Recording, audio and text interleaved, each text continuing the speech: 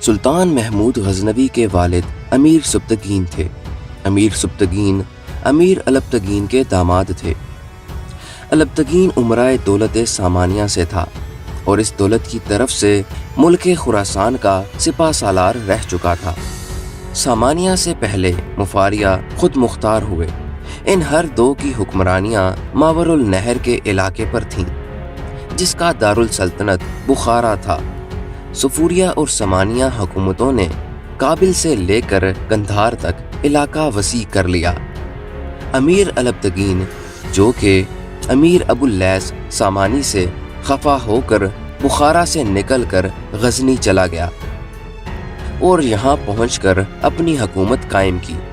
یہ شہر کابل سے 75 میل جنوب میں کوہستان بابا کی شاخ گل کوہ پر واقع ہے۔ سلطان محمود غزنوی اپنے باپ سبتگین کی وفات کے بعد تخت نشین ہوا، جس کا منشا اپنی سلطنت غزنی کو وسعت و استحکام دینا تھا۔ وہ اپنی 33 سال کی حکمرانی میں کامیاب ہوا۔ اس نے اپنے چاروں طرف کی سلطنتوں کو، چاہے وہ مسلم ہوں یا غیر مسلم، ہلا کر رکھ ڈالا اور اپنی حکومت کے حدود آگے بڑھاتا گیا۔ اس نے غزنی کی ایک طرف اور کاشغر کی اسلامی الخانی حکومت کو اور دوسری طرف خود اپنے آقا سامانیوں کی سلطنت اور تیسری طرف تبرستان کی حکومت الزیات کو، مشرقی سمت میں غوریوں کی سرزمین کو، جن میں سے کچھ مسلمان ہو چکے تھے، پھر اسی مشرقی سمت میں ملتان اور سندھ کی عرب حکومتوں کو، ادھر لاہور اور ہندوستان کے بعض دوسرے راجاؤں کی حکومتوں کے کھنڈر پر اپنی غزنی عظیم الشان سلطنت کی بنیاد رکھی۔ سلطان محمود غزنوی کو دوسری سمت کی مخالف حکومتوں سے جب فرصت ملتی تو وہ ہندوستان پر چڑھائی کر دیتا۔ وہ اپنے دور میں سب سے پہلے 390 ہجری میں ہندوستان میں داخل ہوا، جنوبی ہند کے جٹوں کی سرکوبی کی اور چند سرحدی ضلعوں پر قبضہ کیا۔ اس کے بعد دوسرے سال محمود غزنوی پھر سے ہندوستان میں داخل ہوا اور پشاور کے آگے خیمہ زن ہوا۔ اس کا مقابلہ راجہ جے پال کے ساتھ ہوا۔ راجہ جے پال نے شکست کھائی اور گرفتار کر لیا گیا۔ سلطان محمود غزنوی نے آگے بڑھ کر دوسرے شہر ہند پر قبضہ کر لیا۔ جے پال نے خراج دے کر رہائی حاصل کی اور اپنی سلطنت آنند پال کے سپرد کر کے چتا میں بیٹھ کر جل مرا۔ اس کے بعد 395 ہجری میں سلطان نے بجے رائے والی بھیرا سے جنگ آزمائی کی اور اس نے بھی فرار کی حالت میں خودکشی کر لی۔ پھر بھیرا اور اس کے مسافات سلطنت غزنی میں ملائے۔ ملتان کے والی ابو الفتوح باطنی نے بجے رائے کی مدد کی ناکام کوشش کی۔ اس کے بعد 396 ہجری میں سلطان محمود غزنوی نے ابو الفتوح باطنی کو سزا دینے آیا۔ رائے آنند پال ابو الفتوح کی مدد کے لیے آیا مگر ناکام ہو کر فرار ہو گیا۔ ابو الفتوح نے سلطان محمود غزنوی کی اطاعت قبول کی۔ سلطان محمود غزنوی نے آنند پال کے بیٹے سکھ پال کو بھیرا کا گورنر بنا دیا۔ وہ اسلام لے آیا تھا، پھر مرتد ہو گیا۔ سلطان محمود غزنوی 398 ہجری میں اس کی گوشمالی کے لیے آیا اور پھر اس کو حبس دوام کی سزا دی۔ پھر 399 ہجری میں مارکا آرائی ہوئی۔ اس مرتبہ آنند پال کی مدد پر آجین، گوالیار، کانجر، کنوج، دہلی اور اجمیر کے راجہ اور ملتان کے والی داؤد فوجیں لے کر آئے۔ حب الوطنی کا عام جذبہ پیدا ہوا۔ عورتوں نے اپنے زیور بیچ کر، چرخے کاٹ کر اور محنت مزدوری کر کے لڑائی میں مدد دینے کے لیے روپے بھیجے، مگر ہندوستانی راجاؤں کی پچھلی خانہ جنگیوں کا غبار دل سے دور نہ ہوا تھا۔ وہ کسی ایک کی کمان میں فوجوں کو نہ دے سکے۔ سلطان محمود غزنوی نے راجپوتوں کی اس ٹڈی دل فوج کا مقابلہ کیا۔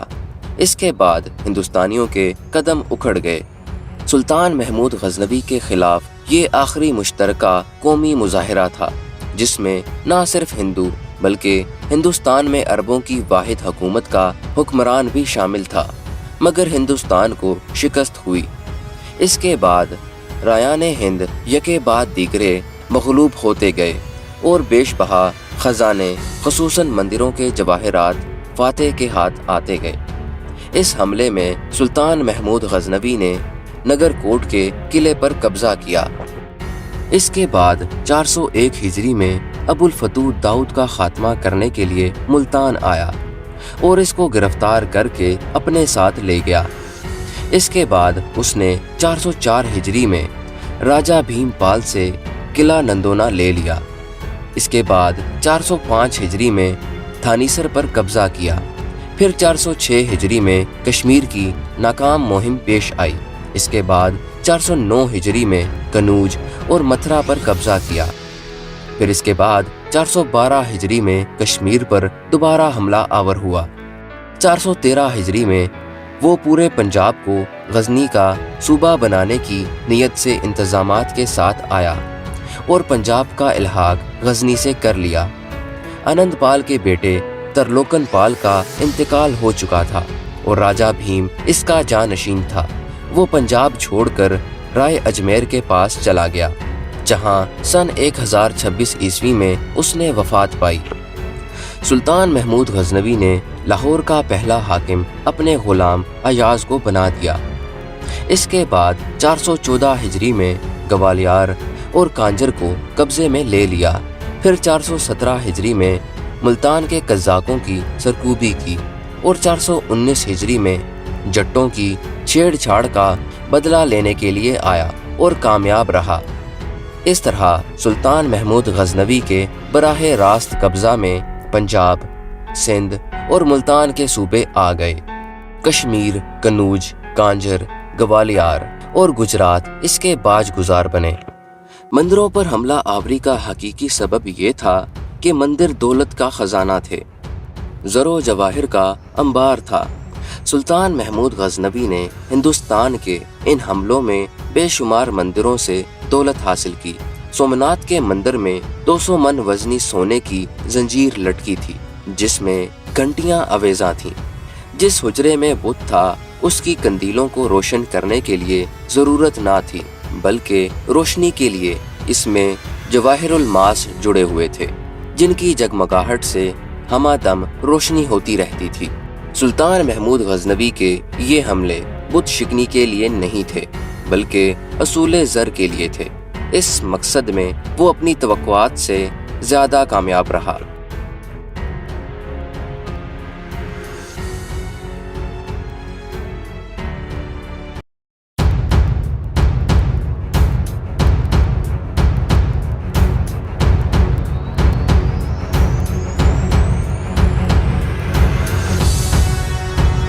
ملتان پر حملہ۔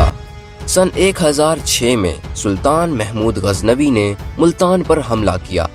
اس نے آنند پال سے دریائے سندھ کو ہنڈ کے مقام پر عبور کرنے اور اس کی سلطنت میں سے گزر کر ملتان پر حملہ کرنے کی اجازت مانگی۔ آنند پال نے نہ صرف اجازت دینے سے انکار کیا، بلکہ اس نے بٹھنڈا کے راجا سے مدد مانگی۔ ابو الفتح داؤد کی فوجوں کو اپنے ساتھ لیا اور بھنڈ پور کے مقام پر سلطان محمود غزنوی کو روکنے کی کوشش کی۔ اس جنگ میں متحدہ پنجابی فوجوں کو شکست ہو گئی۔ آنند پال نے راہ فرار اختیار کی۔ سلطان محمود غزنوی کے ایک دستے نے اس کا پیچھا کیا۔ سودرا پہنچ کر آنند پال نے اپنے پایائے تخت جانے کی بجائے کشمیر کا رخ کیا اور وہیں روپوش ہو گیا۔ سلطان محمود غزنوی نے آگے بڑھ کر ملتان کا محاصرہ کر لیا۔ انصری کے مطابق ملتان کے رستے میں اس نے 200 قلعوں پر قبضہ کیا، جس کا مطلب ہے 200 جاگیرداروں کے محل۔ ملتان کا یہ محاصرہ 7 دن تک جاری رہا۔ 8ویں دن ابو الفتح نے ہر سال 10,000 مہریں دینے کا وعدہ کر کے اطاعت قبول کی اور صلح کر لی۔ محمود غزنوی نے اسے ملتان کا حاکم رہنے دیا۔ اسی اثناء میں سلطان محمود غزنوی کو خبر ملی کہ ایلک خان کے ترکوں نے غزنی کی مغربی سرحدوں پر حملہ کر دیا ہے۔ चुनाचे उसने भटंडा का हाकिम आनंद पाल के बेटे सिख पाल को बनाया, जो पेशावर में अबू अली हमजोरी के हाथों गिरफ्तार होकर मुसलमान हो चुका था और अब वो बादशाह के नाम से मशहूर था। कुछ हिस्टोरियंस का ख्याल है कि महमूद गजनवी ने सिख पाल को मुल्तान की रियासत दे दी और कुछ का ख्याल है कि उसे मुल्तान का नहीं भेरा का गवर्नर बनाया जाए। दोनों ही नाकाबिले कबूल हैं, क्योंकि अब रियासत मुल्तान, भटंडा और हिंदू शाही सल्तनत तीनों फतह हो चुकी थीं। मुल्तान में उसने दाऊद को ही रहने दिया, भटंडा में सिखपाल शाह को हाकिम बनाया। सिखपाल का इस्लामी नाम डॉक्टर नाजिम ने नवाज शाह बताया है। जयपाल को चूंकि जंग में शिकस्त हुई थी, उसका इलाका और किले कब्जे में नहीं आए थे, इसलिए उसने मुआहिदा किया कि वो ऐलक खान के खिलाफ उसे 500 घुड़सवार और 1000 प्यादे और 100 हाथी देगा। ऐलक ने खरासान और बलख पर कब्जा कर लिया था। खरासान पर सियावश तगीन और बलख पर जाफर तगीन को कोतवाल मुकर्रर किया।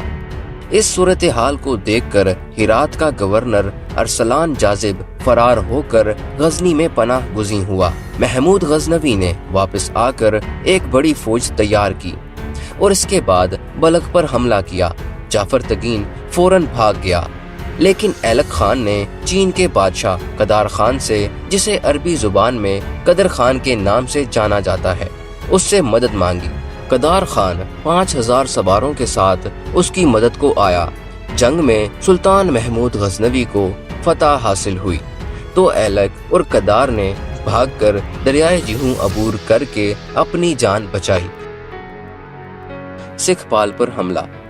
सुल्तान महमूद गजनवी ऐलक खान और कदार खान के ताकुब की तैयारियां कर रहा था कि सन 1007 में भाटना के हाकिम सिखपाल ने बगावत कर दी।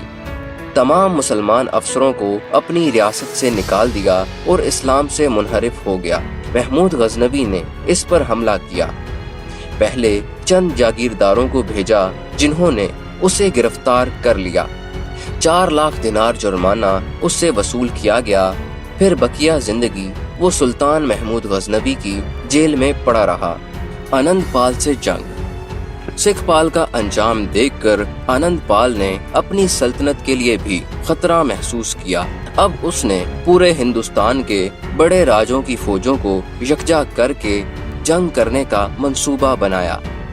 चुनाचा ओजीन, ग्वालियर, कालनजर, गंजर, कनूज, दिल्ली और अजमेर के राजों ने ज्यादा से ज्यादा फौजें आनंद पाल की मातहती में दे दी। महमूद गजनवी दरियाए सिंध अबूर करके छछ के इलाके में हजरों के करीब एक मैदान में खैमा जन था। उनके सामने आनंद पाल की सफ आ रहा थी। 40 रोज तक ये दोनों इसी तरह आमने सामने पड़े रहे। आनंद पाल का लश्कर रोज ब रोज बढ़ता जा रहा था, हत्ता के पंजाब के अवाम, मर्द और औरत सब के सब इस जंग में शरीक होने लगे। सुल्तान महमूद गजनवी ने अपनी फौज के इर्द गिर्द खंदक खुदवाई। इस जंग का आगाज सुल्तान महमूद गजनवी ने किया, लेकिन 30,000 घक्खड़ जो नंगे सर और नंगे पांव थे, यानी फौजी नहीं थे बल्कि आम किसान थे, वो सिंध के लोहानों जैसी हालत में थे।